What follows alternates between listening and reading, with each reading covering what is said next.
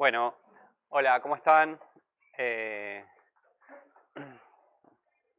bueno, arranquemos si les parece. Bueno, gracias por llegar hasta aquí.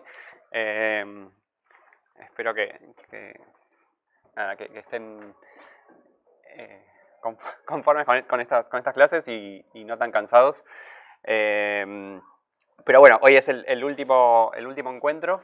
Eh, quería bueno, quizás retomar un poco lo que estuvimos conversando estos días y también al principio, si les parece, porque como ayer también cortamos y creo que, no sé si había algunos comentarios o preguntas que no tuvimos tiempo, si quieren lo podemos hacer ahora y luego lo vamos a también seguir retomando.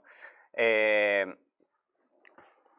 Brevemente para repasar, estuvimos conversando sobre esta idea del dispositivo de cultura masiva en este primer encuentro con ciertos protagonistas, productores, intelectuales, difusores, mediadores, editores particularmente, acerca de este proceso de radicalización y en la producción cultural de las derechas.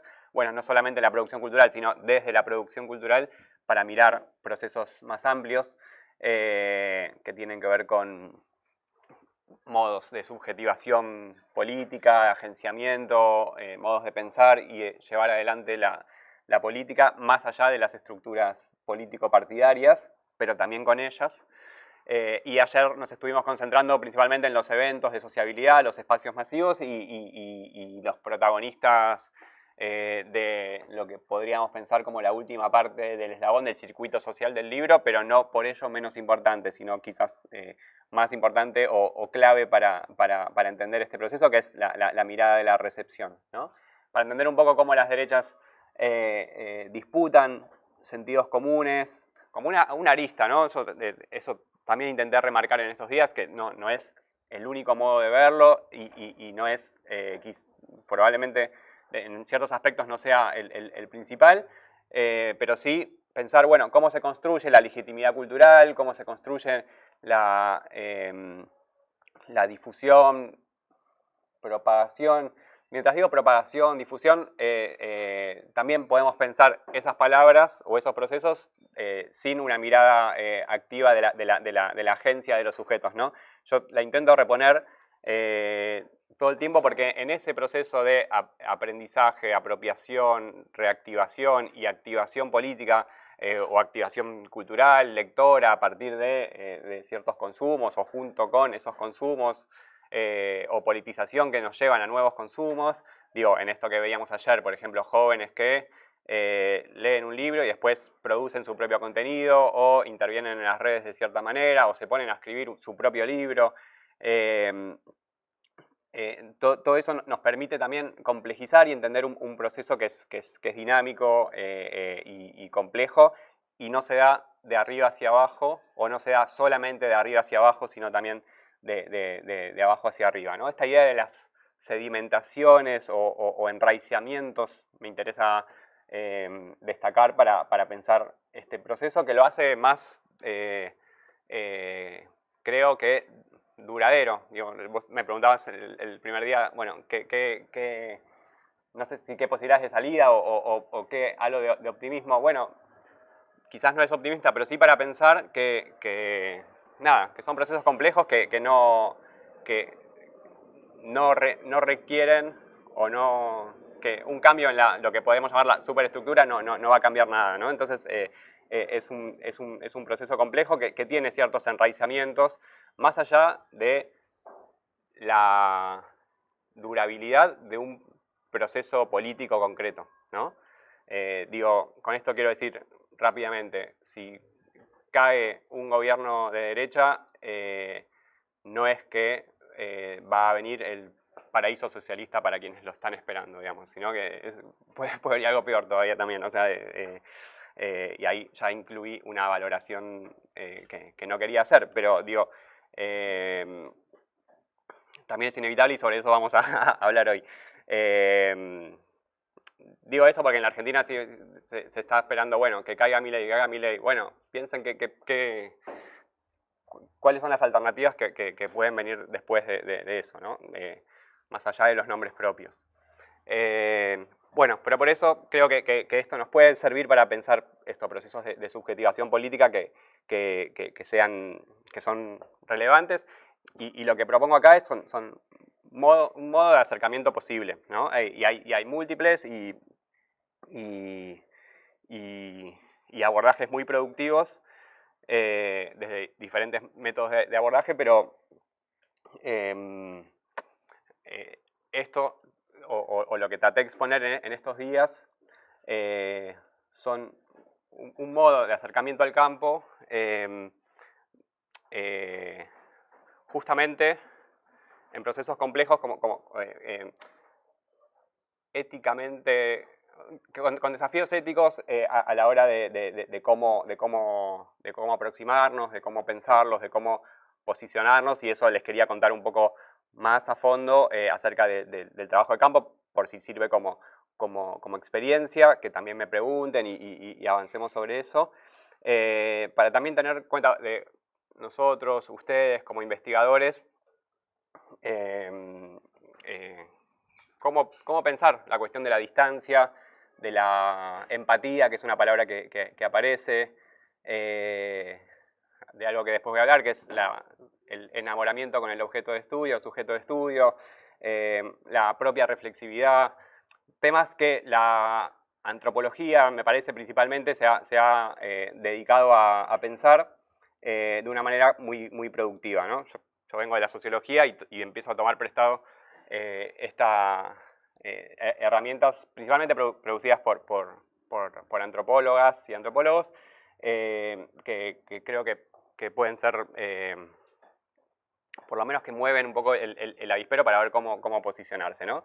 Pero bueno, antes les quería preguntar si les había quedado alguna cuestión de ayer o de anteayer que quieran preguntarme o comentar, o avanzamos. Pero digo, porque ayer nos quedamos ahí como...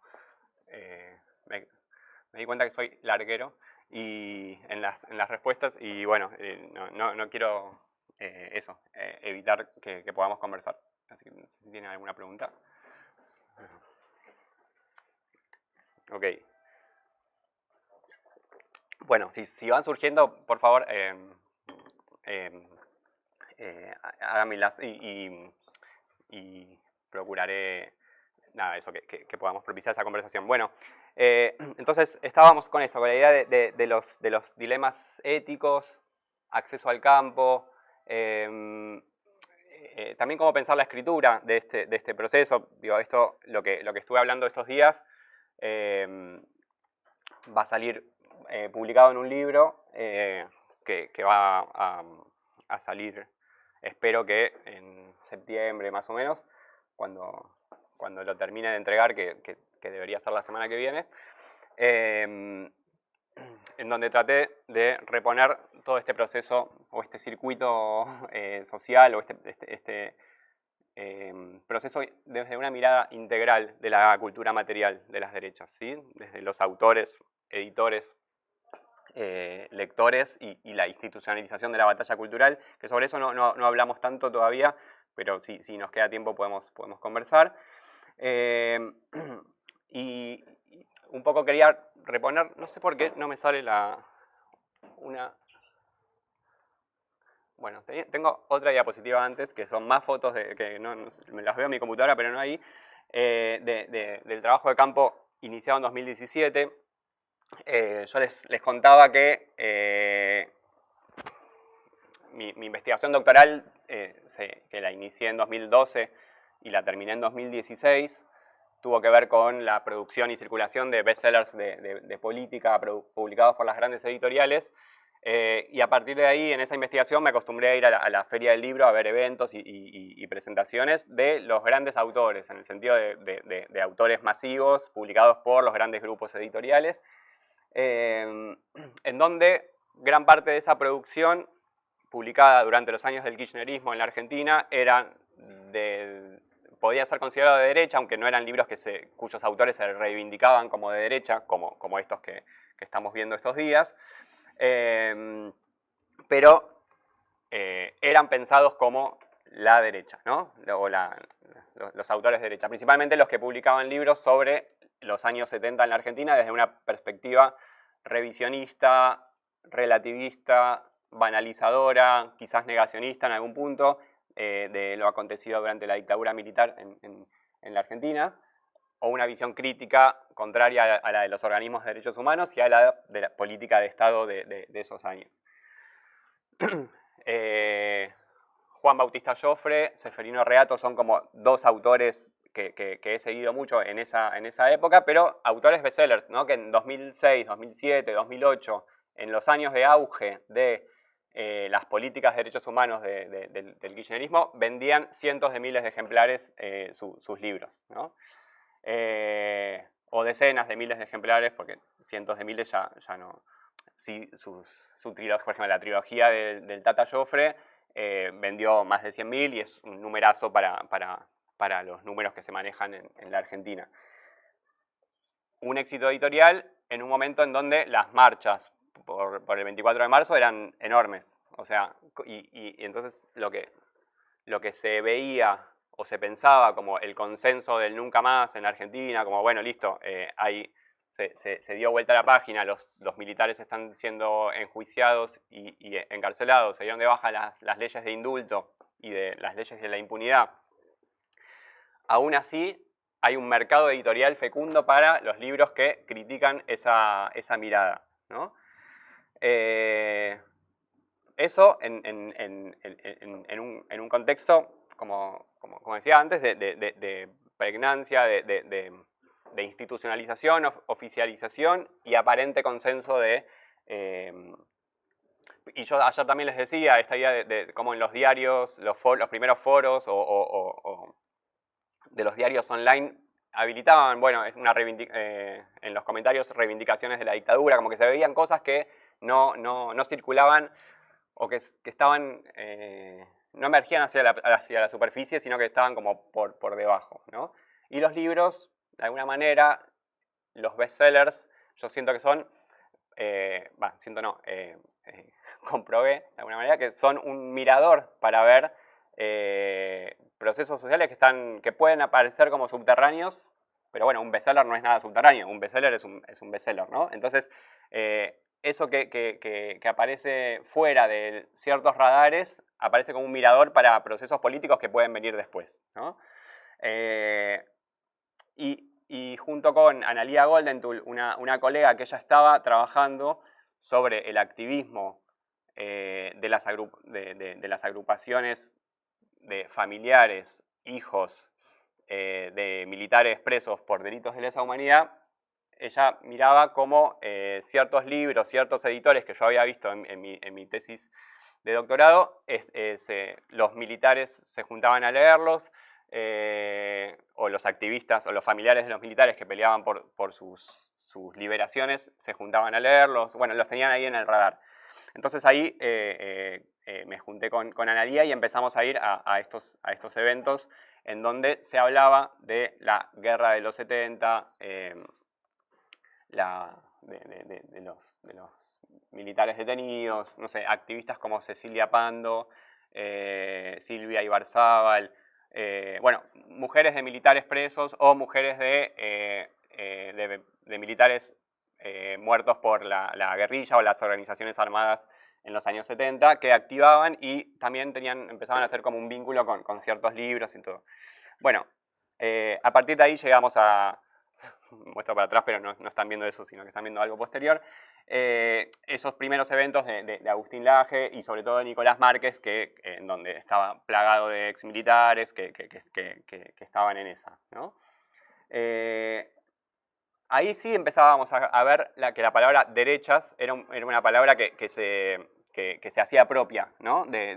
Por parte de estos actores, ¿no? Como una categoría también nativa, porque en la Argentina, no sé acá cómo es, ya me dirán, pero la reivindicación de alguien como de derecha hasta hace pocos años no era para nada frecuente, ¿no? Vieron que si alguien decía que era de centro, nosotros decíamos, bueno, si es de centro no, es de derecha. Pero el gobierno de Mauricio Macri nos asumía como de derecha. ¿Por qué? Porque por muchas razones, pero en gran parte porque la última dictadura militar causó tantos estragos y la corporación militar y la derecha quedó tan deslegitimada o desprestigiada que ningún partido se animaba a reivindicarse como de derecha. En estos espacios, en estos eventos sí, ¿no? Había como una reivindicación, pero bueno, era algo marginal, ¿no? Y empezamos a ir en esos años, y no era un tema que hasta ese momento captara tanta atención por parte de la academia, menos aún del periodismo o de los medios, ¿no? Sí, en las redes, como venimos hablando.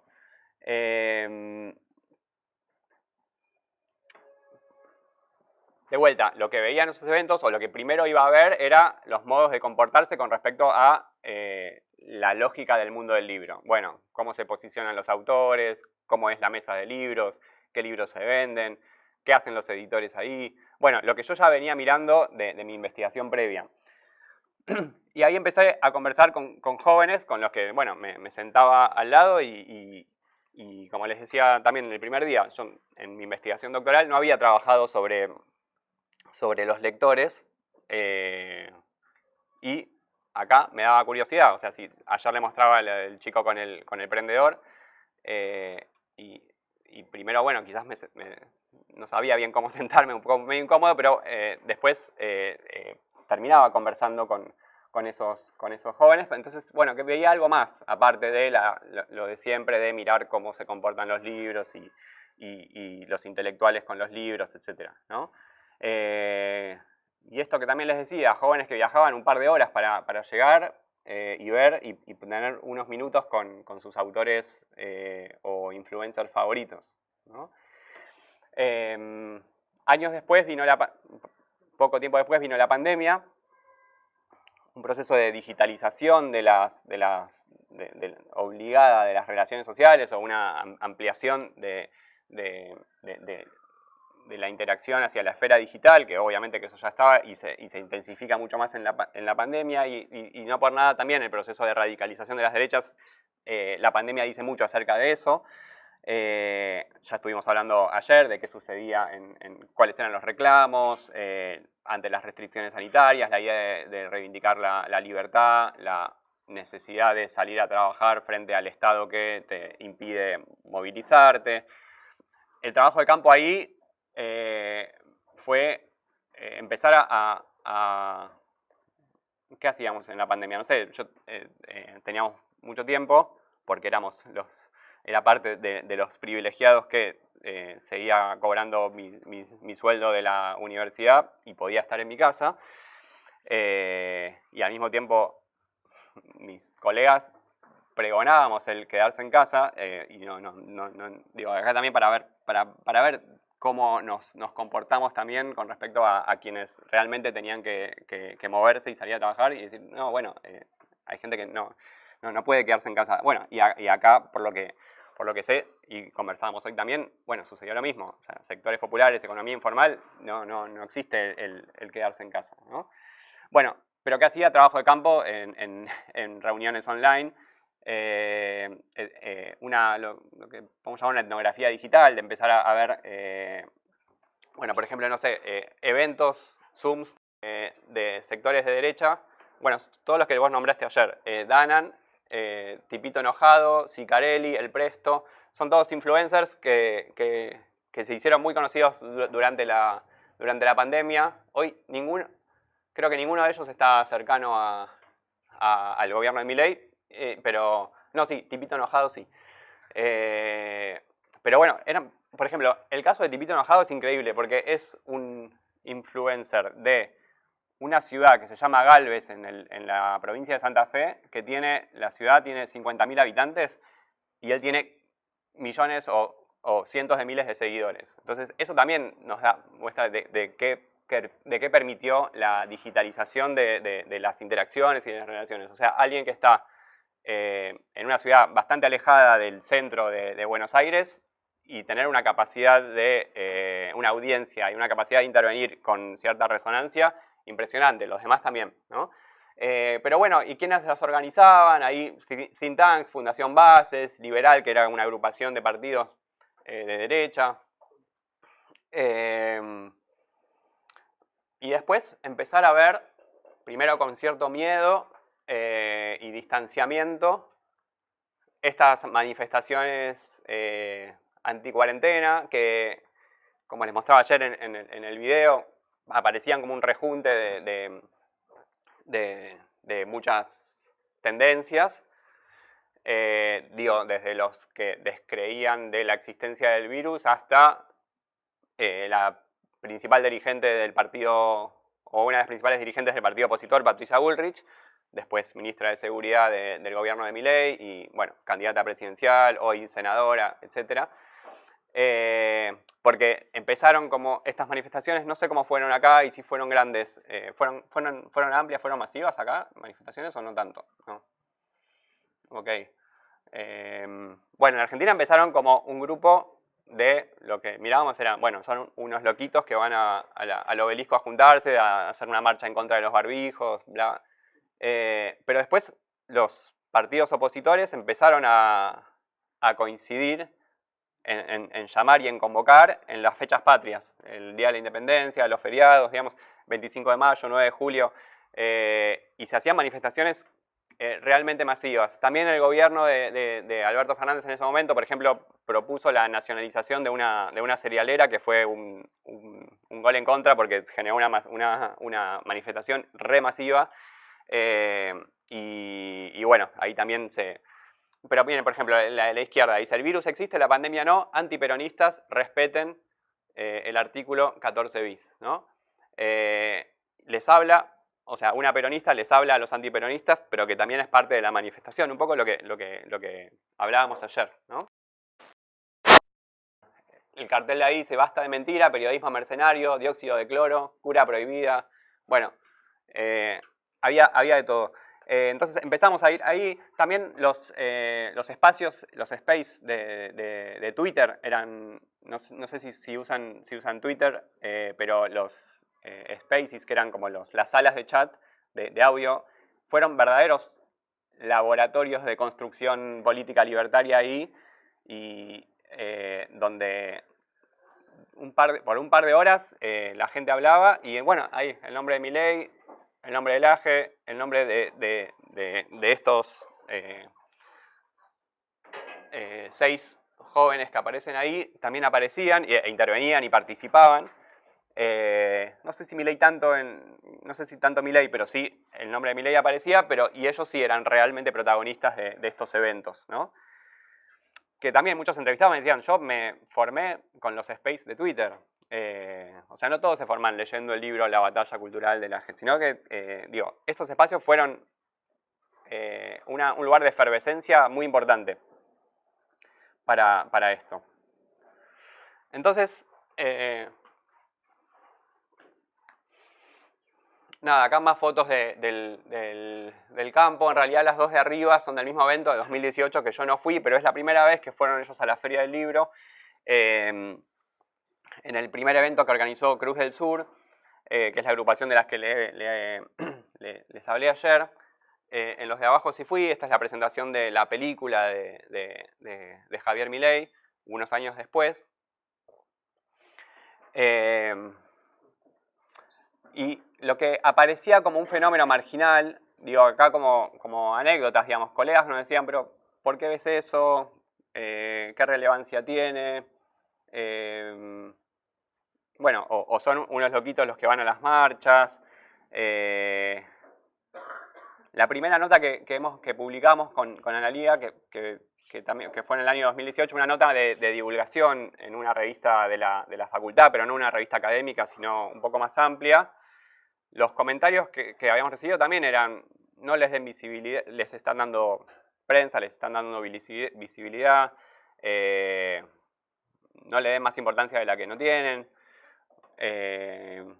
Entonces ahí, y yo que no venía del estudio de las derechas, sino que miraba otra cosa, bueno, con los colegas con los que empezábamos a hablar, nos empezamos a preguntar eso, ¿no? Bueno, primero vincularse con derechólogos de verdad, como con los que me conecté, Martín Vicente, Sergio Morresi, como historiadores de las derechas que venían trabajando esto, más en términos de historia política, pero que en una coyuntura cambiante dijeron, bueno, hay que ver esto también, no solamente las derechas de los años 30, 60, 70, 80, ¿no?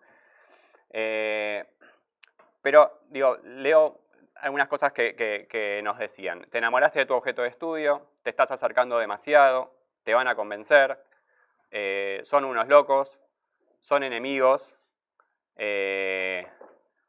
no me vincularía con un derechista, no te dan ganas de insultarlos. ¿Qué estómago? ¿Qué estómago? Es algo que, que fue, no sé, creo que está en el top 3 de cosas que más nos han dicho. Pero bueno, ahí es como preguntarnos cómo se concede cierta clausura ante ciertos temas, ¿no? ¿Qué son los temas que no se tocan?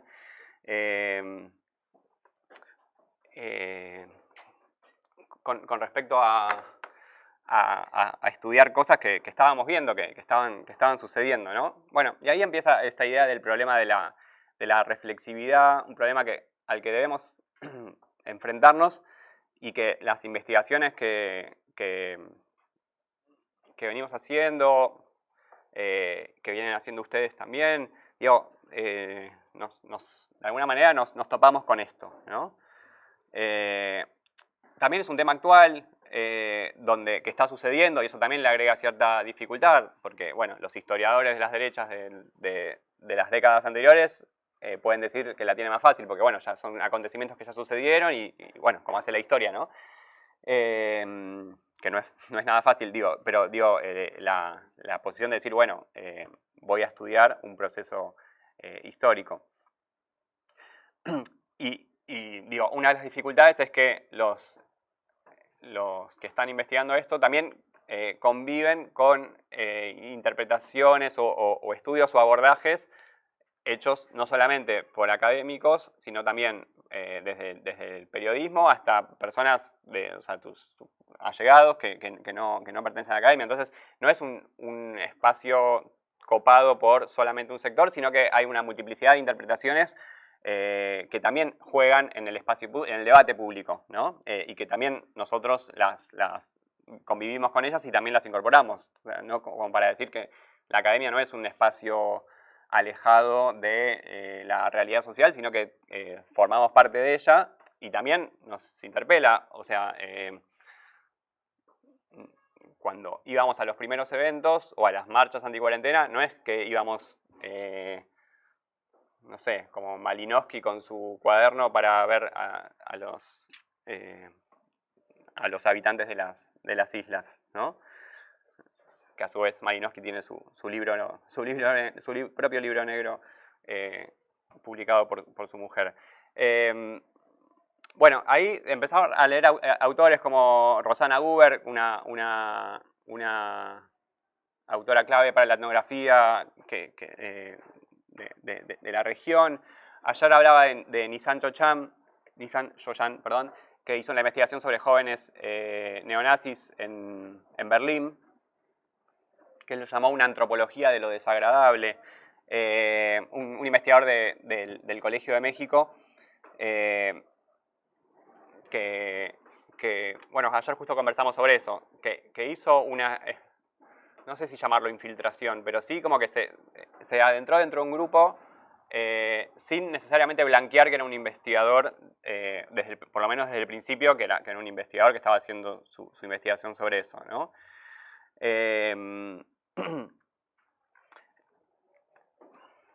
Pero bueno, todas estas preguntas, ¿desde qué lugar quien investiga se ubica respecto de sus interlocutores? ¿Qué tipo de relaciones construimos con el otro? ¿Qué tan otros son los nativos? ¿Cómo nos posicionamos en un trabajo de campo que presenta sujetos con los que no nos sentimos políticamente afines? Esta pregunta no es necesariamente que va de suyo. O sea, de hecho, algún entrevistado me ha dicho, uy, qué bueno, un sociólogo de ultraderecha, no sabía que había, como que pensaba que por estar viendo eso y por interesarme por sus prácticas, pensaba de la misma manera que él, ¿no? Otros no, otros ya al ver la palabra sociólogo en mi modo de presentarme, era listo, ya me ubicaba dentro de un ámbito particular que era el bando enemigo, de alguna manera, ¿no? Algo que no les dije, o no me acuerdo si les dije, o sea, mi investigación, esta investigación empezó con los editores, siguió por los lectores, difusores, intermediarios, todo, pero a los autores de la llamada batalla cultural no me animé desde el principio a escribirles para presentarme y para entrevistarlos, y es algo que logramos con Analía recién el año pasado. En enero del año pasado entrevistamos a Agustín Laje y a Nicolás Márquez, ya con 8 años de investigación a cuestas. Después, más tarde, les cuento más sobre eso si les interesa. Porque también, o sea, es eso, fueron varios años de procesar la posibilidad o de reflexionar internamente acerca de si vale la pena o si queremos entrevistar a estas personas o no. No era algo que tenía pensado en un principio, ni que me animaba, ni que... no sé, o sea, acá lo sigo pensando, digamos, y aparte, quizás hubiera sido mucho más fácil hace 9 años cuando estaban comenzando su carrera al estrellato y fue mucho más difícil en los últimos años. El final de cuentos que lo conseguimos. Después les cuento a qué costo. Sí, pero bueno, digo, todas estas preguntas, también nos preguntamos cómo afecta la objetividad, que ya sabemos que no existe, pero la tendencia hacia pensar desde una posición no sesgada por nuestras valoraciones previas. Y en definitiva es la última pregunta, si comprender es justificar, ¿no? Esto es una pregunta que también digo, es algo que en esta enumeración que hice antes de cosas que nos decían, el trasfondo era eso. Estás intentando estudiar algo y eso implica justificarlo o visibilizarlo o darle cierta visibilidad que tenga consecuencias políticas sobre ello. Bueno, un poco lo que hablamos también sobre por qué no sé, por qué Alejandro Fantino, el presentador de televisión, le daba tantas notas tanto espacio a Milei para que se presente. Bueno, después vimos que Milei era la punta del iceberg de un proceso mucho más amplio y no era... y menos nosotros, que somos investigadores que publicamos y que nos leen un mundillo de personas muy pequeño. No es que nuestras notas salían en, no sé, en el diario La Nación o en una revista de divulgación masiva, para nada. Pero bueno, a mí me daba todavía vergüenza hablar de etnografía porque le tengo mucho respeto a la antropología que hace una inversión etnográfica y convive con sus interlocutores, pero después, a final de cuentas, la convivencia de 8 años no convivencia, pero sí ir a todos los eventos, reconocer y ser reconocido por los interlocutores, daba cuenta de cierta permanencia en el campo. Entonces, leer muchas etnografías me sirvieron muchísimo para pensar esta idea básica del enfoque etnográfico, que es rescatar la perspectiva de los actores para comprender en sus propios términos el espacio de relaciones sociales o su experiencia de vida en el que viven. Y eso nos parecía clave. También, tiempo después, cuando acá lo estoy contando como relato si fuera lineal, pero vincularme con...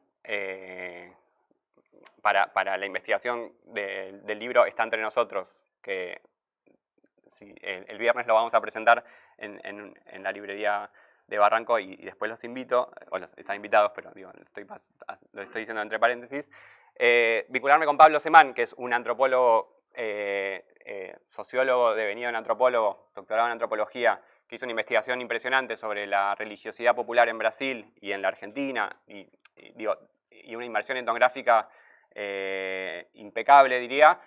Bueno, eso también permitió ciertos aprendizajes que desde mi tradición sociológica no tenía, ¿no? Entonces, bueno, entender la etnografía como un enfoque, como un método, ¿no? La observación participante me parece que ha sido también clave estar ahí para poder decir algo sobre esto que estábamos viendo, ¿no?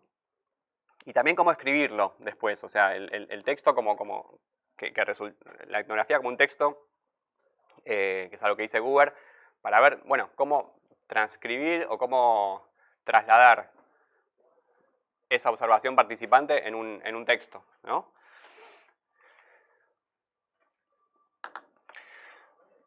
Después, o sea, antes hablaba de la autodefinición de las derechas, pero también tenía que tener algo de análisis conceptual. No nos vamos a detener mucho en esto. Ustedes ya, quienes vienen trabajando sobre derechas, bueno, leyeron seguro a Casmude o a los autores que piensan no solamente con categorías europeas, sino desde América Latina, como muchos de los presentes aquí. Y un poco retomando esta idea del modo de presentarse, o sea, en esos eventos o en estas conversaciones, esta gente sí se presentaba como de derecha, ¿no? Que era algo poco frecuente todavía en la Argentina reconocerse como de derecha. Pero bueno, no sé, Norberto Bobbio tiene un libro clásico sobre derechas e izquierdas. Yo lo pensaba, como les decía antes, en términos más burdianos, en un término más relacional, de decir, bueno, derecha en oposición a izquierda, que era también un poco lo que ellos replicaban. La izquierda, bueno, retomando a Bobbio, las izquierdas tradicionalmente más apegadas a la idea de justicia e igualdad, las derechas a la idea de desigualdad y la cuestión de la libertad, básicamente. Sí, o sea, la idea de la libertad. Pero cómo se van construyendo también una en espejo de la otra, ¿no? Y en estos eventos lo que veíamos era eso, o sea, una crítica hacia la izquierda o una definición de unos otros en relación con un ellos, ¿no? El otro, el enemigo, el adversario es la izquierda, el progresismo. Después apareció la palabra woke. Bueno, casta, caviar, digamos, bueno, todas esas palabras que van apareciendo y se van enumerando y se van encadenando para ubicar a ciertos actores en un lugar de la escena política y a ciertos otros en la escena, en la esfera contraria, ¿no? Y también la idea del fusionismo, ¿no? Esto que también venimos hablando. Pero un poco, sí, en estas lecturas que fui haciendo mientras hacía el trabajo de campo, era un poco pensar esto, las derechas no son solamente o no necesariamente un reflejo de los sectores dominantes, si bien hay lecturas que así lo piensan, ¿no? Porque en lo que encontrábamos era que son pluriclasistas, o sea, los adherentes a las derechas no son necesariamente parte de los sectores dominantes. No me alcanzaba a mí con el análisis de la discursividad, no me alcanzaba y tampoco me proponía solamente leer los libros de estos autores, porque, o sea, no me parecían fundamentales, importantes y necesario hacerlo, pero tampoco era lo que me gustaba realmente. O sea, también acá hay una cuestión de quiero hacer otra cosa, y leía a quienes hacían esto y los utilizo y me parece genial. o sea, y me parece súper valorable, pero a mí me interesaba ver más eso, las prácticas, para entender también cómo las ideas y los textos viajan materializadas en prácticas sociales, ¿no? Y en esta idea del enraizamiento que venimos hablando, ¿no? Las ideas están enraizadas en los planos políticos, sociales, en tradiciones históricas, finalmente. Porque también, nueva derecha, ya se hablaba de nueva derecha. Te pones a revisar, no sé, textos de los años 70, también se habla de nueva derecha. O sea, siempre hay una nueva derecha, como también hay una nueva izquierda. Digo, la nueva izquierda de la que hablan en el libro negro de la nueva izquierda no es la nueva izquierda de la que habla, no sé, la historiografía académica sobre las izquierdas que se alejan del Partido Comunista soviético, ¿no?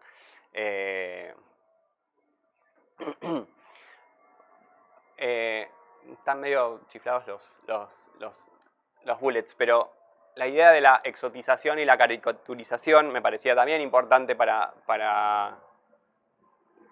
pensar. Eso, como para tratar de aportar una mirada, en principio contemplativa, y el esfuerzo que requiere, o que requirió mucho esfuerzo, de evitar la carga valorativa, ¿no? No digo que lo haya necesariamente logrado, y tampoco digo que está mal hacerlo de otro modo, con carga valorativa, y me parece súper potentes y necesarios esos trabajos, pero no la exotización y la caricaturización, eso desde ya, ¿no? Pero sí la carga moral, que responde un poco a esto, ¿no? A ubicar dentro de un espectro a un sujeto de estudio al que le adosamos una carga moral negativa, mientras reivindicamos la nuestra o nos posicionamos desde una altura que no necesariamente tenemos, ¿no? Digo, la idea de... podemos discutir también sobre la idea de discursos de odio, que es algo que es una categoría que ha circulado y con la que también se puede dialogar y discutir. Por ejemplo, en la Argentina, durante la campaña, creo que fue una de las últimas campañas durante el kirchnerismo, se hablaba de el amor vence al odio, ¿no? Desde sectores progresistas que catalogaban, o sea, desde sectores políticos. Lo que quiero decir es principalmente que no podemos replicar categorías partidistas o de la lógica política a la lógica académica. Principalmente también es eso, ¿no? Porque también es cierto que hay por lo menos en Argentina, una partidización de la academia que también nos ha hecho bastante daño políticamente después. Y tampoco lo estoy diciendo desde una postura de, no, bueno, la academia es un lugar aséptico que no tiene que atravesarse por la lógica política. No, para nada. Y yo reivindico que la sociología es un deporte de combate, como dice Bourdieu. Pero la partidización, que también es adosada por parte de nuestros interlocutores, en esto que les decía antes, bueno, yo entro al campo y me dicen, sos un zurdo, sos del CONICET, eso significa que sos mi enemigo. Intentamos corrernos de eso, ¿no?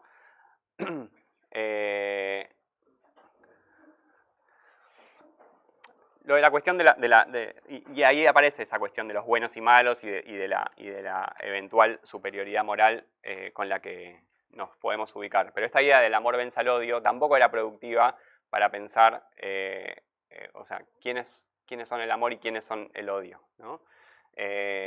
Porque digo, se puede desbancar muy rápidamente esa catalogación, ¿no? Revisando prácticas políticas de este lado también.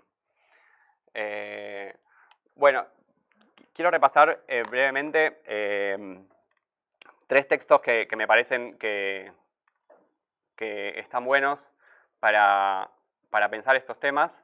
Antes hablé de Yoyan, que está muy bueno también, pero Hay 3 autoras. Una es Faye Ginsburg, que escribió Cuando los nativos son nuestros vecinos, que se pregunta esto: ¿cómo restituir el punto de vista nativo cuando uno está tratando con problemas políticos controvertidos? Ella investiga el movimiento de las pro-life en Estados Unidos. Investiga a las dos, y eso también es interesante. Investiga el proceso de las pro-life y las pro-choice en Estados Unidos. Hay una serie que se llama Mrs. America que es sobre el momento en que ella escribe, con Kate Blanchett, que está muy buena. Donde dice, bueno, cuando presenté mi trabajo sobre militantes Right to Life, se me preguntó con frecuencia si estaba segura de no haberme convertido en una de ellas. Cuando intenté tomar comprensible su posición, verla tan convincente como lo es para quienes adhieren a ella, mi objetividad fue puesta en duda. ¿Cómo restituir el punto de vista nativo cuando tratamos con problemas políticos controvertidos entre nosotros? ¿No? Y o sea, estas preguntas, que son las que yo también enumeré, que no es que me vinieron de la nada, sino que fue a partir de leer estas investigaciones. Bueno, ella propone la idea de la empatía como herramienta, la reconstrucción del punto de vista, y alega que esto no implica justificar o apoyar, ¿no? Sino tornar comprensible una posición apropiándose críticamente de las visiones nativas. Esta idea que está subrayada de desnaturalizar lo naturalizado es importante porque en la investigación ella muestra que finalmente, y sorpresivamente para ella también, encontró puentes de conexión entre ambos bandos, entre las militantes de un lado y el otro. Varias, por ejemplo, primero el trabajo de base que hacían ambos espacios de activación política. La idea del empoderamiento, que es tan asociado en la actualidad también a la masificación de los movimientos feministas y por las diversidades. La idea del empoderamiento, pues las pro-life, o las llamadas o autodenominadas pro-life, o sí, right to life, decían que el aborto era causante de que las mujeres sean víctimas del poder masculino. ¿En qué sentido? En que bueno, no era el proceso de la intervención no era realizada como puede ser ahora a partir de otro tipo de empoderamiento, que es no sé, como las primeras campañas en la Argentina de agrupaciones que llamaban o que activaban y enseñaban a llevar adelante las prácticas de aborto en la propia casa, fuera de las instituciones, ¿no? Bueno, acá eran instituciones controladas por hombres, entonces también había un discurso por parte de las militantes pro-life de decir, bueno, ser pro-aborto es someterse a la visión masculina y no al revés, ¿no? Y del otro lado encontraban argumentos con la misma conclusión, pero por otras razones, ¿no? También la idea de ser amas de casa como empoderamiento, ser jefas de hogar, criar a sus propios hijos, bueno, todas cuestiones que aparecen en las narrativas de estas mujeres para entender su activismo y su militancia de base y los valores, sí, de la familia, etc. También la reivindicación de ciertos valores de familia como una crítica al interés material por sobre el cuidado, digamos, bueno, la valorización de ciertos valores familiares, que también se veía del otro lado, aunque sean vistas por las pro-choice como víctimas del patriarcado, ¿no? ¿Por qué? Porque asumen los valores del patriarcado, de los hombres, su lugar subordinado en la escala social. Bueno, ese no entender entre ambos mundos, lo que se propuso hacer ella es tratar de dilucidar y pensar cuáles son las características en común, y entender que, en definitiva, cada campo, cada espacio percibe sus posiciones como naturales y justas en relación con las del otro lado, ¿no? Las del otro lado son injustas, no son naturales y viceversa. Esto es en años 60, o sea, no son las discusiones que se dan ahora, aunque en parte algunas sí. Otra investigación es esta, no sé si la leyeron, pero ayer en estos días hemos hablado de Extraños en su propia tierra, de Arlie Hochschild, que es una socióloga de las emociones y los afectos, que es súper interesante, y este libro analiza el movimiento del Tea Party a partir de un trabajo de campo en una ciudad del estado del sur de Estados Unidos, creo que es en Virginia, en donde ella, investigadora de Berkeley, California, o sea, el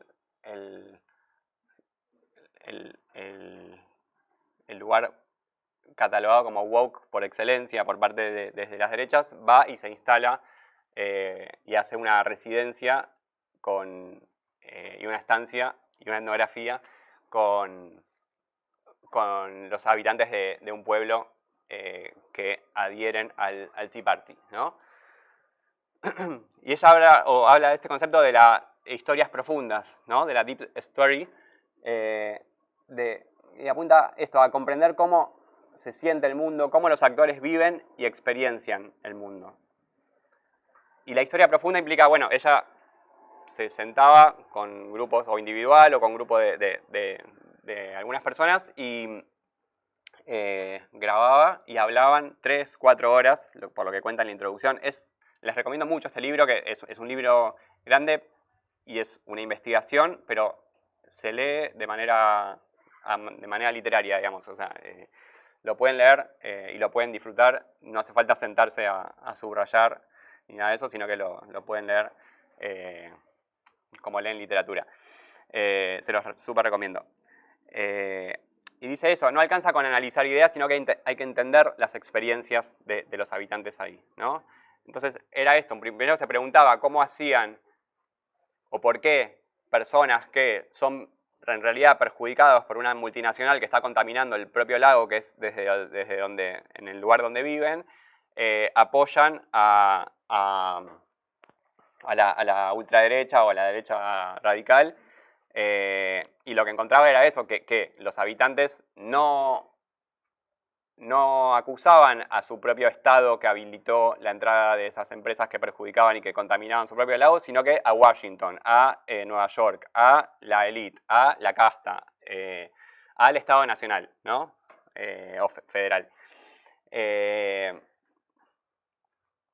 Y esta idea de la sensación que hablábamos también de desplazamiento y de injusticia, ¿no? ¿Por qué los afroamericanos, los inmigrantes, los que no somos nosotros, personas blancas de trabajo, ¿por qué nos ponen o nos desplazan a un lugar más alejado de la fila? ¿O por qué hay cupos para las universidades, para los afroamericanos? Bueno, todas esas cuestiones que son percibidas como injusticia por parte de esta gente. Y ella, en vez de salir espantada de ese lugar y volver a Berkeley, bueno, hizo esta investigación que se las recomiendo, digamos. Hay algo de temple seguramente y de tener que seguro que muchas personas también le dijeron qué estómago que tenés, ¿no? Pero no es tanto ver lo que piensan las personas, sino ver cómo viven en relación con lo que piensan, ¿no? O cómo viven lo que piensan. Y de vuelta esta idea que la empatía no es adhesión. Pues hay discusiones sobre la idea de empatía, ¿no? No sé si es empatizar. Yo no sé si empaticé con mis entrevistados, pero después lo podemos hacer en el grupo de autoayuda más tarde. Y esta investigadora griega, Katerina Hatzidiki, que para mí es de los mejores textos que leí sobre estas cuestiones, pero tiene una trampa también que ahora les voy a decir. Es una investigadora griega que analiza o que estudia a los bolsonaristas de 2020, o sea, los al grupo de bolsonaristas, activistas que descreen de la elección, o que consideran que la elección de 2023, que llegó de vuelta al poder a Lula, fue fraudulenta, ¿no? O sea, los que tomaron los que quisieron copar ¿cómo se llama? La Casa de Gobierno de Brasilia. Bueno, lo que sucedió en Brasil. ¿Cómo? Sí, creo que fue el 1 de enero, ¿no? Bueno, y ella titula su trabajo El otro ambiguo, abordando la extrema derecha y otras alteridades incómodas desde la antropología. Y de vuelta, toda la primera parte habla de los comentarios de sus colegas, que le preguntaban cómo hacía para hablar con ellos, no tanto desde la curiosidad, sino desde la imputación de un posible enamoramiento con su objeto.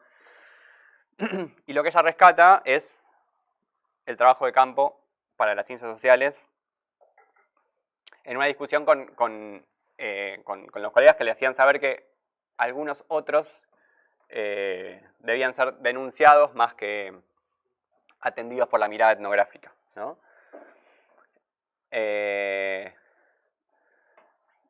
Entonces esto, de vuelta, de la academia partidizada, es que los colegas que le hablaban eran brasileños. Ella es una investigadora griega que hizo su trabajo allí. La trampa es eso, es que yo le hablé con ella y me dice, bueno, quizás porque soy griega y no me afecta tanto, bueno, me afectó tanto el bolsonarismo a mi puesto de trabajo en la universidad, porque el bolsonarismo en las universidades hizo desastres como está haciendo Milei en la Argentina. Entonces eso necesariamente nos lleva a quienes vivimos en esto a redoblar ese esfuerzo por ver o por cómo tramitar o cómo separar las cosas, digamos, no sé. Nada, la trampa para mí era esa. Bueno, es más fácil siendo extranjera en otro país de una universidad europea, ¿no? Pero lo hemos conversado y estoy de acuerdo, pero las reflexiones que hace me parece que son muy certeras para pensar esta idea del otro incómodo, ¿no? Es fácil ver a los otros, a quienes están ahí abajo, ponen trío maravilla, Milei, Bolsonaro y Trump, justicia por un activista preso. Muchos de ellos están exiliados en la Argentina y ahora les están dando cierto asilo político. O sea, está complicado también el asunto, aún hoy. Pero aún así hace el esfuerzo de que no va de suyo tratarlos como parte de un movimiento cruel o de fanáticos maliciosos, o solamente eso, sino entender esa perspectiva de qué es el otro, ¿no? ¿Y qué tan otro es el otro? Esa es la pregunta. Primero sí, la crítica a las desestimaciones de esta investigación, ¿no? Acá, por ejemplo, ¿por qué querrías hablar con estas personas? Nadie puede hablar con ellos, son de otro planeta, me dijo un colega. Muchos me decían que habían cortado vínculos con cualquier bolsonarista que conocían. Me sorprendía que incluso antropólogos reaccionaran con incomodidad frente a la idea de hacer trabajo de campo con estos sujetos. ¿Qué había tan de inaceptable en intentar comprenderlos? ¿Desde cuándo esa intransigencia se volvió una posición disciplinar aceptable? Entonces se pregunta eso, ¿quién es el otro? ¿Qué son los nativos? ¿Y qué tan nativo es el otro y en relación con qué? Y finalmente dice esto, el otro de extrema derecha no es alguien que nos guste o que nos caiga simpático, pero tampoco es un otro en tanto una entidad radicalmente distinta a nuestro nosotros. ¿Qué significa esto? Digamos, dice, el otro de extrema derecha no es otro, sino que su alteridad es resultado de una mismidad que descarriló, dice. Son agentes con los que convivimos y compartimos nuestros espacios cotidianos. Son una, entre comillas, versión negativa del yo, o sea, está tratando de explicar esa incomodidad.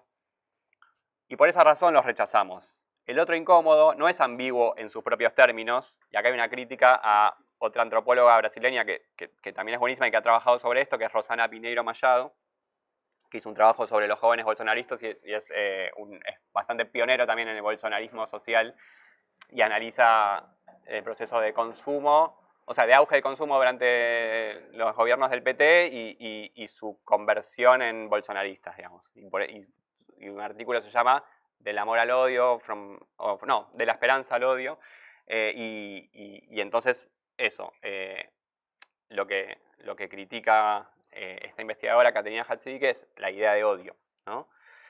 ¿En qué sentido? En que este otro incómodo no es ambiguo en sus propios términos, sino que es un yo ambiguo, como lo somos todos, ¿no? Si le concedemos la posibilidad de fluidez en su predicamento político de otro tipo. Y por tanto es más cercano a la identidad que a la alteridad. Cuando presentamos en una de las primeras presentaciones del libro Está entre nosotros en la Argentina, vieron que se llama, bueno, no sé si, el libro se llama Está entre nosotros, de dónde sale y hasta dónde puede llegar la extrema derecha que no vimos venir. El libro coordinado por Pablo Semán, en el que yo participé, junto con Melina Vázquez, Nicolás Welchinger, Martín Vicente y Sergio Morresi. Fue una discusión fuerte con la editorial, la del título. Lo publicamos en una editorial que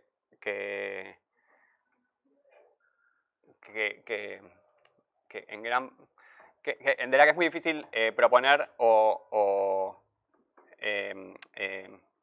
no, proponer sí se puede, pero que el título en definitiva lo pone la editorial. Pero bueno, eso no es solamente de esta editorial en particular, sino que en general hay discusiones entre autores y editorial acerca de qué título es el elegido, y la editorial, cuya expertise es hacer libros que comercialmente se vendan, tiene más conocimiento del mercado que los autores que hacemos. Entonces, bueno, a nuestro grupo autoral no le gustaba tanto la palabra extrema derecha, porque nos metíamos en las definiciones conceptuales, qué sé yo, pero la idea de Está entre nosotros fue criticada por una presentadora del libro, que dijo, porque hemos recibido bastantes palos por el título del libro, que nosotros decimos, bueno, no lo pusimos nosotros, pero nos decían, ¿quiénes están entre nosotros? Si Milei ganó con el 56% y para ese momento tenía un 60% de aprobación o de imagen positiva. Quizás somos nosotros los que estamos entre ellos y no haya, o sea, esa mirada tan del mundillo, de la academia, que quizás es grandilocuente con respecto a su posición de nosotros, bueno, todas cosas que hemos venido hablando estos días,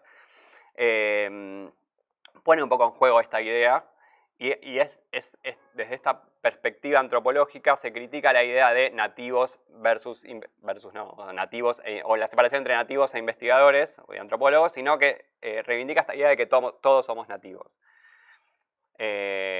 Y es cierto, o sea, después de leer esto, claro, tomo el colectivo, tomo un taxi, voy a la verdulería, hablo con el encargado del edificio donde vivo y veo que todo el mundo es mileísta. Entonces la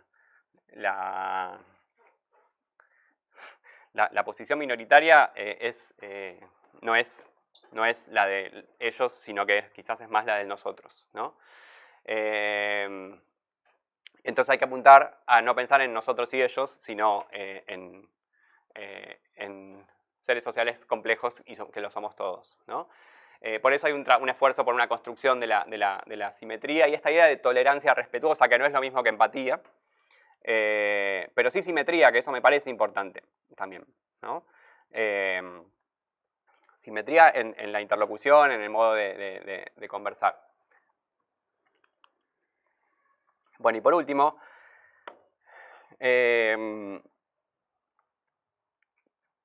Sergio Morresi trabajó en este texto, defender la democracia no es poca cosa.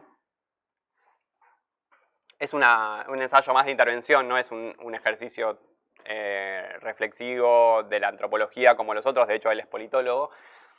Y se pregunta acerca de estas extremas derechas, ¿no? O de las nuevas derechas. ¿Son las mismas de siempre o son distintas?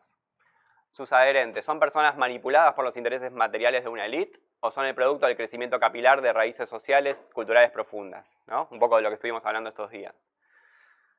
¿Dónde se las combate? ¿En las urnas, en las calles, en los medios, en las redes, en la política pública o en las leyes?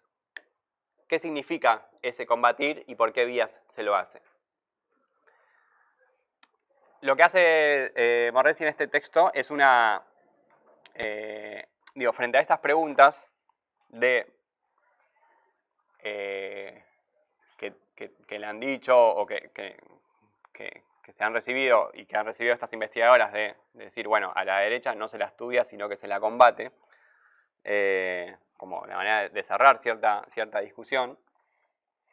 Bueno, lo que plantea es, se pueden hacer las dos cosas, y estudiarlas no implica no combatir, pero también el lugar de la democracia, ¿no? Porque, digo, eso, decimos o estudiamos y pensamos acerca de la radicalización política y los efectos sobre la democracia. Y lo que hace Morresi es algo que en cierto punto puede ser polémico, o para ciertas lecturas puede ser polémico, digo, sobre todo para quienes dicen que a la derecha no se la estudia, sino que se la combate, que es, y se pregunta, ¿se pretende defender esa la democracia formal, liberal, burguesa? Porque en definitiva, como dice hacia el final, dice, prohibir una expresión que nos resulta inaceptable, pero que existe y representa una parte de la sociedad, parece inconveniente, ¿no?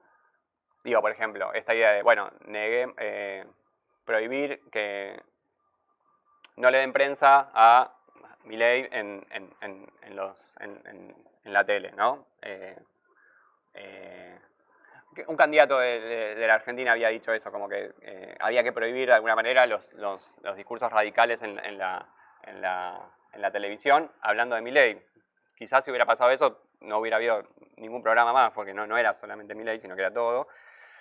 Pero dice, bueno, prohibir una expresión que nos resulta inaceptable, pero que existe y representa una parte de la sociedad, parece, para Morresi, inconveniente. Lejos de promover la posibilidad de limarla, encapsularla y más adelante licuarla políticamente, la mantiene como una alternativa ya no solo a la izquierda, sino al mismo sistema democrático, ¿no? Entonces, él hace una reivindicación de la democracia liberal formal para decir, las derechas existen, ocupan una posición importante en la sociedad y si se atienen al juego democrático formal de la democracia liberal, es deseable que participen y que las izquierdas o el progresismo le gane en el terreno de las urnas. Esto también, para meterse también en la discusión de las derechas radicales o extremas, ¿no? de Casmude, para pensar cuando ciertos proyectos políticos extreman la democracia, pero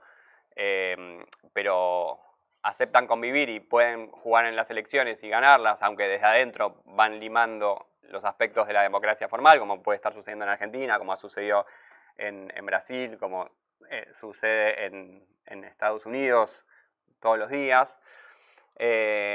Bueno, implica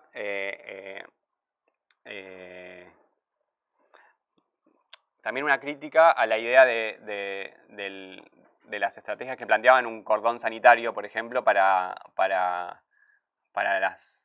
evitar el ascenso de las derechas radicales en América Latina, que es algo que es imposible que haya funcionado en América Latina justamente por esta idea del fusionismo. Las derechas que reivindicaban la democracia formal hoy están absorbidas por las derechas radicales, al menos en la Argentina. Pero si cumplen los requisitos formales, bueno, el tema es qué hacer después, ¿no? O sea, bueno, y esto ya abre estos problemas sobre la democracia, pero también concepciones acerca de la democracia. Acá él habla de la democracia liberal o burguesa formal como formal, digamos, una democracia formal, porque Milei, Laje y otros referentes de las derechas radicales, extremas o nuevas derechas se van a reivindicar como democráticos, aunque critiquen y aborrezcan la democracia formal liberal. Dicen, no, democracia es otra cosa. Por ejemplo, en la entrevista que le hice a Alage hablaba que es el momento este es el momento más democrático que existe, que puede existir, porque en las redes sociales permiten expresar como que cada uno tenga el mismo poder que antes tenían la élite empresarial, mediática, bueno, y todos la casta, digamos. Entonces, ahora, desde una visión muy aséptica acerca de las redes, y bueno, todo lo que, sin problematizar nada de lo que sucede allí, decir, bueno, hoy hay una verdadera libertad de expresión, por ende hay una verdadera democracia, ¿no? Entonces, bueno, es la democracia en sus propios términos, hay que entender y hay que discutir también esa concepción y ver si se reivindica o no o sea, lo que dice Morresi es que partamos por lo menos de respetar la democracia liberal o burguesa, por más que sea, por más que quede corta para la democracia que aspiramos a construir, que es una democracia con, dice él, con justicia social, con incorporación de las mayorías, etc., ¿no? Así que bueno, esto como modos de pensar y que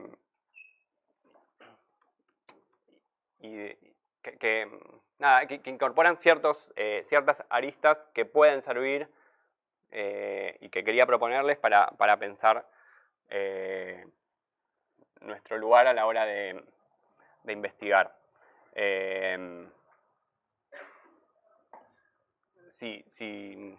No sé si han podido leer alguno de estos textos. En la bibliografía creo que he puesto el de Ginsburg y el de Hatzidiki.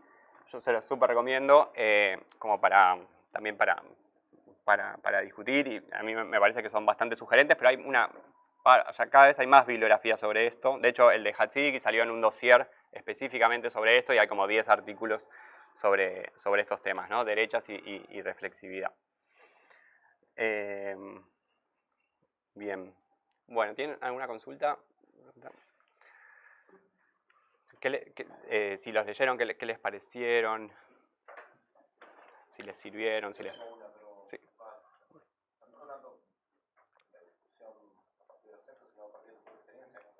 ¿Cómo sobrepasaste después? O sea, ¿leíste un momento?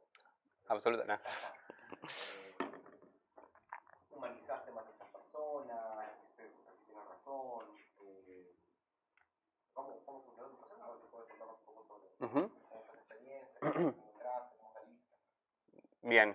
Está bueno eso de cómo entré o cómo salí, porque hubo momentos en los que tuve que salir. Y de eso no hablé y podemos también reflexionar sobre eso, porque me parece que es importante, porque el acceso al campo, digamos, o a la permanencia, no fue lineal y creo que no puede serlo si te atraviesa esto de alguna manera, o sea, como la incomodidad que sí que desde el principio y en muchos momentos aparecía. Mi experiencia fue, como les decía, creo que me favoreció la vía de entrada por la idea del mundo del libro y esos temas de las cuales a quienes entrevisté les gusta hablar. Entonces, yo me presentaba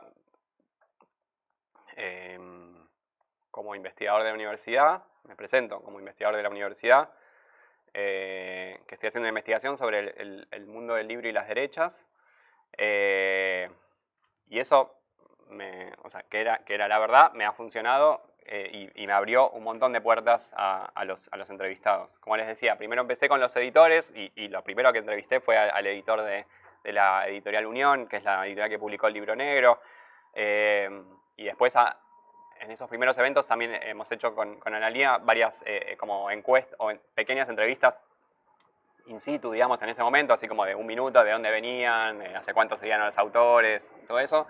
Y después, al reiterar nuestra presencia en los eventos, y empezamos a pedir contactos y ahí empezamos a hacer más entrevistas o sea, arreglando cafés en otros lugares, ¿no? No tuve, o sea, sí tuve, en un rato voy a contar algunos problemas que tuve, pero en general, digo, y sobre todo la parte de los que hablé ayer, los jóvenes seguidores fueron plenamente abiertos eh, para abrirse y ser entrevistados en un transcurso, en un periodo de tiempo, digamos, o sea, por ejemplo, Santino, que es uno de los que conté ayer, que era el del chico del prendedor, lo entrevisté o sea, en 2018, después en 2019, después en la pandemia como 3 veces, de cuando ganó Milei me volví a juntar. Digo, hubo varias que tuve 4 o 5 entrevistas a lo largo de estos años. Y siempre, por lo menos, yo creo que fue también por eso, por esa vía de entrada, y no por la vía de entrada de estoy haciendo una investigación sobre lo que opinan las derechas de la democracia, no, era más sobre el mundo del libro y la sociabilidad acerca de eso. Bueno, tuve una gran apertura para ser recibido y sin problemas para conseguir entrevistas. Algunas no las pude conseguir y como les decía, las de los principales referentes las conseguimos hacia el final, luego de insistir por luego de primero no querer hacerlo o no estar interesado o tener ciertos resquemores para hacerlo, hasta que después digo, bueno, ya es lo que me falta porque ya teníamos todo el circuito y nos faltaba los protagonistas, que quizás no hacía falta en el sentido de que su autoconstrucción, su discurso de narrativa, de presentación de sí, de construcción intelectual y todo, ya estaba publicado en todas las entrevistas o en sus intervenciones que dan todos los días. Pero bueno, finalmente lo hicimos. Y no me hice, claro, no me hice mileísta para conseguirlas y de hecho eso, siempre ya de antemano ya nos ubicaban en un lugar de adversario enemigo en general. Otros, como les decía, esa anécdota de que pensaban que sí éramos sociólogos de extrema derecha, o sea, cómo hacíamos para haber atravesado el centro de adoctrinamiento que es la Universidad de Buenos Aires, como para poder estar ahí. Y lo que sí me parece interesante rescatar es que no solamente yo he atravesado ciertos cambios en mi modo de pensar, no acerca de la valoración de las ideas, sino de poder comprender y tener esta simetría o tolerancia respetuosa o empatía, no sé cómo llamarlo, como lo llaman las autoras mejor que yo, pero también cambios en mis interlocutores con respecto a lo que es el CONICET y lo que es la investigación en ciencias sociales y todo, porque el CONICET y las facultades sociales, digamos, han sido un objeto son un objeto de ataque por parte de las derechas, desde arriba principalmente, y también replicada o trabajada también desde abajo. Y muchos decían, o sea, el CONICET no solamente, no sé si han alguno escuchado acerca de la controversia sobre las investigaciones sobre el ano de Batman. No sé si ya saben lo que pasó con eso, no. Ok, ¿sí? ¿Alguien lo puede contar? Sé que salió una investigación sobre justamente no me acuerdo bien cómo era, una cuestión de Batman, y que de alguna manera el gobierno o estos sectores de derecha están gastando dinero en hablar de cosas que no tienen ninguna. También esta idea de la supereficacia, ¿no? De ser eficaz para algo. Sí. Entonces se decía como que estaba gastando dinero en cosas que no tienen ninguna importancia o que se pueden utilizar para algo. Que gastamos dinero. Y era esta investigación que no me acuerdo porque hablaba de otro de Batman. Era una investigación sobre representaciones a partir de un producto cultural, creo que era un cómic, sobre, no sé si un fanzine queer, donde se hablaba algo bueno, era sobre representaciones sobre la masculinidad, pero lo que pasa es que el título era polémico porque hablaba de el ano de Batman, ¿no? Entonces, bueno, hubo toda una serie de papers y de investigaciones doxeadas o visibilizadas en las redes por parte de activistas libertarios o de derecha que decían, miren en qué gastamos nuestros impuestos. Hay que cerrar el CONICET, hay que cerrar ese antro porque están investigando el ano de Batman, ¿no? Entonces, es como, entras y ya te dicen, CONICET, estudias eso. Y lo que se han encontrado muchos interlocutores es, están investigando algo que vale la pena a nosotros, digamos.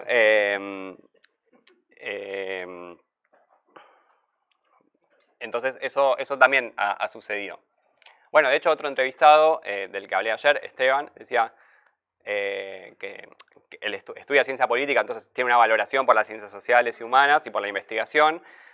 Hace una especie, o sea, por más que es dirigente, no solamente es dirigente político, sino que también investiga y presenta ponencias en congresos y todo, y lo que ha dicho es, para mí, dice textual, muchos mileístas hablan mal del CONICET, para mí tenemos que llenar el CONICET de gente de derecha. Entonces, como valorar, manteniendo esa misma categoría de el CONICET está partidizado, dice, está bien que esté partidizado, pero lo tenemos que tomar nosotros, ¿no?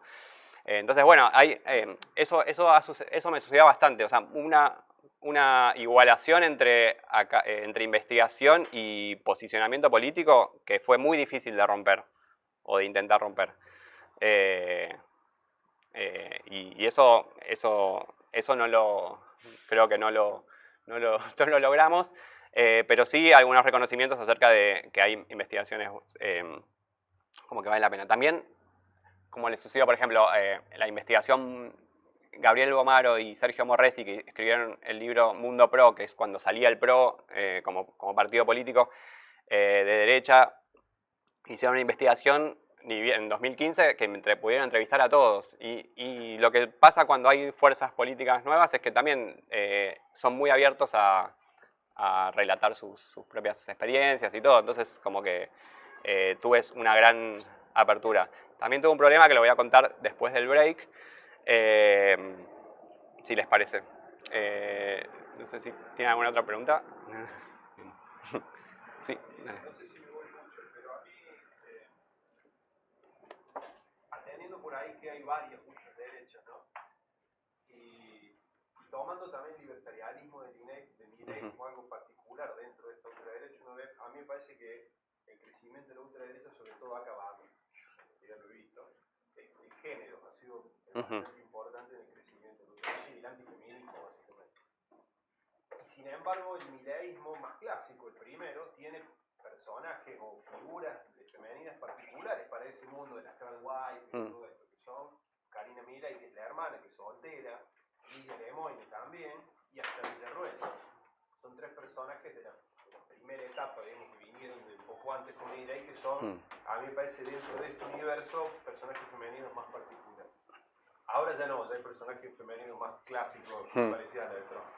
Pero digamos, dentro de la producción más cultural, ¿no? O intelectual, que vos ves en Laje y en más investigado. ¿Cuál es ese rol desde la producción, que había una ecuatoriana que lo mencionaste, y cuál por ahí es el rol desde la tribuna, ¿no? ¿Qué rol femenino vive? Bien, buenísimo. En el libro que escribí, trabajé el caso de no solamente a Laje y Márquez, Iturralde y los varones, si bien son mayoría, y si bien hay una especie de cofradía de varones que la hacen valer, porque las mujeres que empezaron en este espacio, que son menos, también terminan siendo, no sé si expulsadas, sí, o sea, de hecho las dos que trabajé, que es Mamela Fialo, que es la ecuatoriana, y Guadalupe Batallán. Lupe Batallán es una joven que se hizo muy conocida en la época del debate sobre el aborto, es una egresada del Colegio Nacional de Buenos Aires, el colegio más prestigioso de de la Argentina y escribió el libro Amiga, date cuenta, o Hermana, date cuenta, que es un libro en donde expone su posición en contra del aborto. Está prologado por Agustín Laje, o sea, era parte del grupo. Pero bueno, tanto de ellas dos, sus posiciones más conservadoras las terminaron también alejando del otro proceso del que venimos hablando, que es la institucionalización del mileísmo como una estructura partidaria que expulsa a los que no, a los que tienen cierta disonancia con respecto a eso. Pero otra cosa que sí me encontré es que en los primeros eventos eran un 90% de varones, y donde la cuestión del antifeminismo estaba fuertísimo, pero en el proceso de masificación del mileísmo,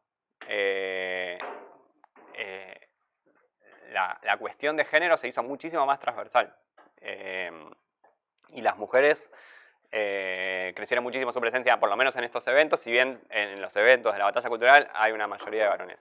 Pero bueno, como digo, para eso recomiendo mucho el libro de Melina Vázquez y Carolina Spataro sobre las feministas de las nuevas derechas, que analizan grupos minoritarios dentro del mileísmo, pero que tienen presencia y que al mismo tiempo, al ser minoritarios y al ser grupos de mujeres, no llegan a las posiciones de poder, o son también subestimadas o limitadas, les ponen escollos a su ascenso, pero son mujeres que se reivindican como feministas, algunas no, pero sí libertarias, ¿no? Ahí, por ejemplo, Gloria Álvarez, la cientista política guatemalteca, es una referente, o sea, que son como las libertarias, liberales, no antifeministas, digamos. Y ahí, por ejemplo, ellas recuperan el trabajo del Laje, como decía también, la genealogía que hace Laje acerca de las olas del feminismo, que no es la misma que hace el feminismo académico. Bueno, creo que hay diferencias con eso, pero dicen, bueno, sí, reivindicamos la primera ola, las sufragistas, o sea, después se desvirtuó todo, dicen, ¿no? El feminismo radical, no. Bueno, eso me parece que es importante para mostrar un espacio minoritario, pero activo dentro del universo mileísta. Y vos diste en el blanco con esas tres figuras, Lidia de Moine, Victoria Villarroel y Karina Milei, como figuras muy fuertes, que también en el discurso de los y las entrevistados decían, no, o sea, nosotros no somos anti-mujeres. Mirá que ¿qué gabinete? Pues está Sandra Petovelo, o sea, ahí es un gabinete con muchas mujeres, ¿no? La ministra de Seguridad, que antes era Patricia Bullrich, ahora es Alejandra Monteoliva, o sea, tiene bastantes mujeres que no se reivindican, que no, bueno, que no tienen, no atraviesan los mismos reclamos de los movimientos de mujeres masivos, pero la figura de la mujer que rompe el techo de cristal y llega a donde está, por ejemplo, Victoria Villarroel, es reivindicada, ¿no? Sí.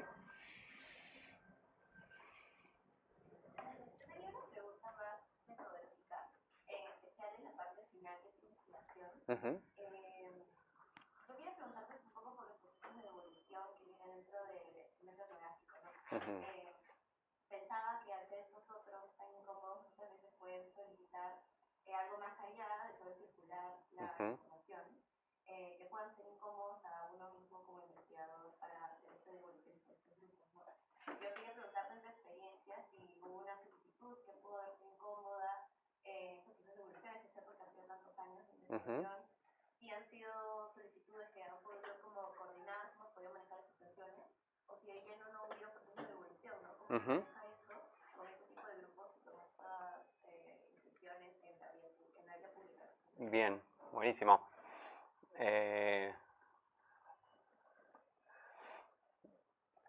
Sí, empiezo a contestarte por acá.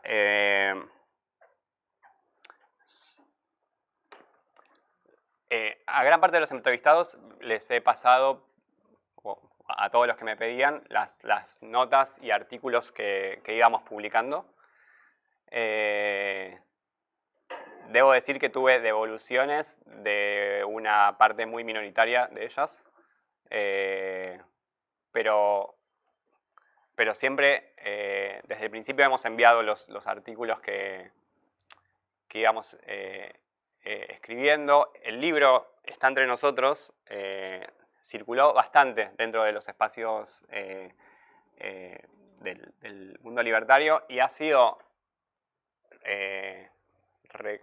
no sé si reconocido, pero sí recibido con, no sé si con beneplácito, quizás por algunos sí, pero sí como reconociendo una investigación seria y con respeto acerca de sus propias prácticas.